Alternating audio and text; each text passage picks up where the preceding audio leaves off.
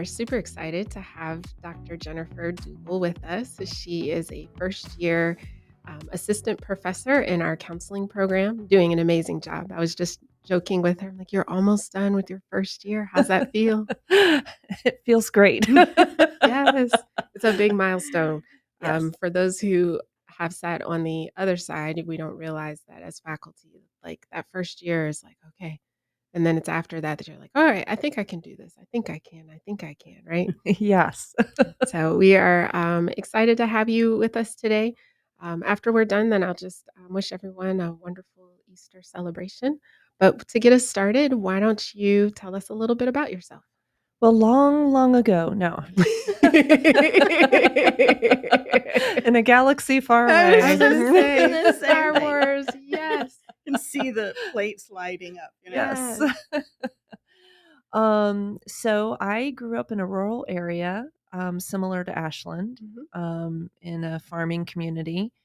And I came out to Ohio to get my college degree at the College of Worcester. So I felt very, where I lived in a town outside of Gettysburg, Pennsylvania, Mhm. was very similar to Worcester. And so I felt like home just being here in Ohio. I pursued a degree in cultural anthropology because my friends did too. Nothing like peer pressure to get you to pick a Right. pick a degree. Very expensive degree at that. Yes.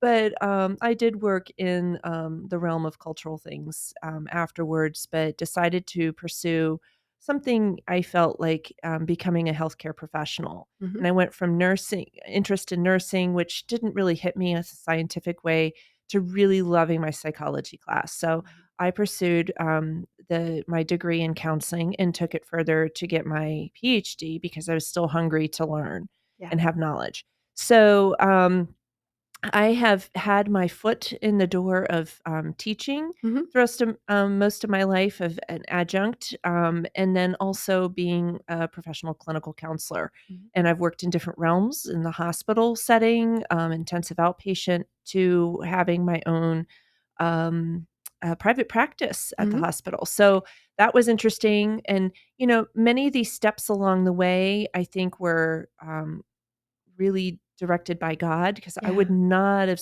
done a private practice by myself. Mhm. And so I'm the reluctant, disciple, I guess.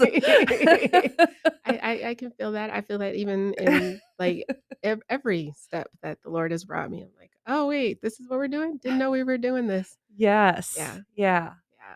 It's funny, I'm thinking as we're sitting here, if you all could see us, you've got 2 counselors, and we were both saying, like, "I can't see you, we have to turn so we can face you," Yes.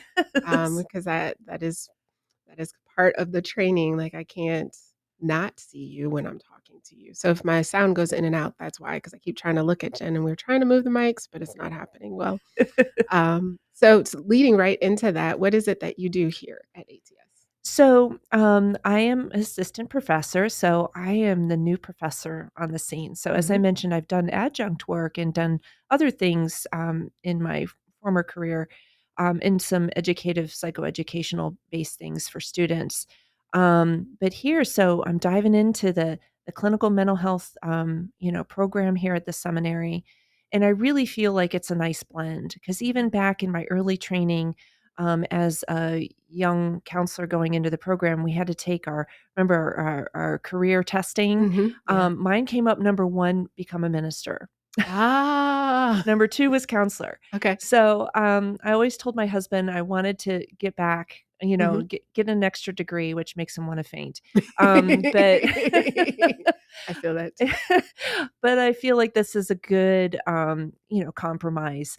Mhm. He found this job for me. Really? Yes. So, it was really, when he's looking, you need to pay attention Right. because, he knew I needed to leave where I was, Mhm. and it felt so right. And so just a little bit about that journey just coming here. So I have always intertwined faith into my clinical skills, Mhm. but also respected the client and where they're at in Right. their spiritual understanding, or if they have a faith at all.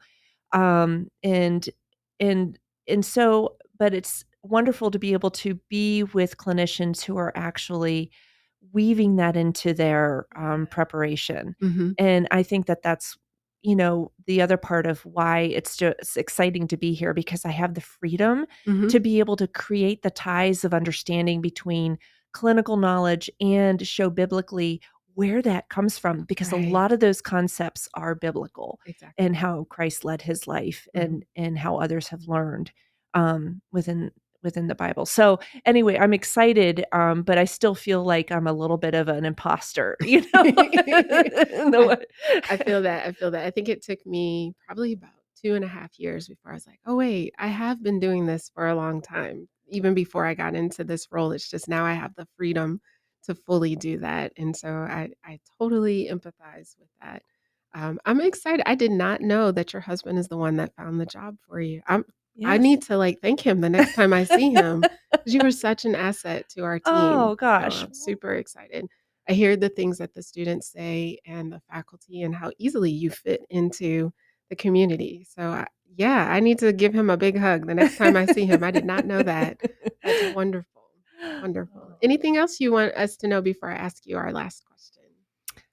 Um, no, I'm just excited to be here. I think that there's, of course, it's a new learning curve for me, Mhm. right? So it's giving myself the calm and the patience to be able to learn, because I like to already know. Mhm. And so we have our fellow curriculum coordinator here that has been a great support in that Mhm. effort, Yeah. in helping um, give me the confidence, Mhm. and recognize that like you said, got this. I've Yeah. got skills, right? Mhm. So that's been an asset to have such a community where there's lifting up of others, even Mhm. knowing that there's been tough journeys, like as we've all gone through, there's never a Right. perfect ride. Right. But I just love being here and being with the students. It's a different environment. Yeah. So Yeah, it is. It just feels like home, right? yes, It does. it does. Yeah. So my last question is, what is it that you hope for the seminary? So, I going back to my journey, I go where God calls me to be, Mhm. right? And I'm studying Gideon right now, so that's on my mind. Okay. And I feel like I identify a lot with Gideon. I am the reluctant servant. And I do the little test to kind of nudge God, like, Mhm. okay, do you really, really want me to do that? If you want me to do it, give me a Right. sign, Yeah. right? And so I feel like sometimes I'm looking for that perfect 100% direction. Mhm. And I'm looking for that. I'm being patient. I am settling into this community, and I think I do feel a strong call, but what that is yet has not been formed. Okay. But what my vision is, Mhm. what I'm excited about with this seminary is I really do feel that there is going to be a resurgence of growth Yeah. within the Christian faith, Mhm. and in looking at discipleship in a different way, Mhm. and equipping disciples in a different way than what had been traditionally Right. done. And I've seen that in my own church home, Mhm. and how they're equipping, church members and giving them, basic education within the Bible. Deeper, I'm noticing a hunger Yeah. for Bible knowledge Mhm. beyond typical Bible studies. Yeah. Beyond Sunday school, right? Yes. Like the Bible lessons that we learned or we taught to our kids, there's like well, I need to understand what that means and how it impacts me today. Yes. Yeah. And the hard things in life, and you see more and more, like, our Mhm. church is getting into more consideration for mental health issues. Mhm. Yeah. I just went to a workshop at another church within the vicinity down in Canton, who's looking at trying to support their individuals with substance use disorder, and how can the church get involved Mhm. in supporting that effort. Yeah. Our church is part of a program there too, but we're noticing that, when you open the doors, Mhm. you notice that there are a lot of people coming in, and some of them are well, Right. right? And Right. some of them are not. So I think we need to, I'm excited because I think there's opportunities to be able Mhm. to equip churches to prepare for that, Yeah. and show that there's a different way in which we can approach that with godly love Mhm. instead of ostracizing Right. people. Exactly. Yeah, one of the things that we're hoping our counseling program will be able to do is to start equipping people to train, to Yes. work with those that struggle with addiction and various types of addictions, right? But even looking at addiction from the theological perspective, and so looking at how can the other the other parts of the seminary talk feed into that discussion because that's an issue that isn't just for counselors, it's not just a mental health issue, but it's a theological one too. And how do we understand a God that knows that there's this part of our humanity that we're struggling with? Yes. Yeah. Yeah. So it should be cool. I'm excited. I'm excited to introduce you to our community, and I hope that others will take the time to get to know you or maybe come and take a class from you. Yay. That would be wonderful as well. We've got lots of events coming up as we wind down the semester. We just finished, we're just coming off of spring break. And with this being Holy Week, everyone is gearing up for Easter Sunday. And so I hope that you all have a blessed holiday and that you get to spend time with family and friends, but most importantly, that you have an opportunity to reflect on the resurrection of our Christ and what that means for each of us. And then that you will continue to pray for this community as we are transitioning with a new president at the university, as well as closing down this semester and moving forward for the next phase and next year, academic year, and the preparations, as Jen was talking about already. The things that she will be doing this summer to get ready for the fall for our new students and our continuing students. If you're ever interested in any of the events that we have going on here at the seminary, please feel free to reach out to Rachel Pierce. That's RPIERC6 at ashland.edu.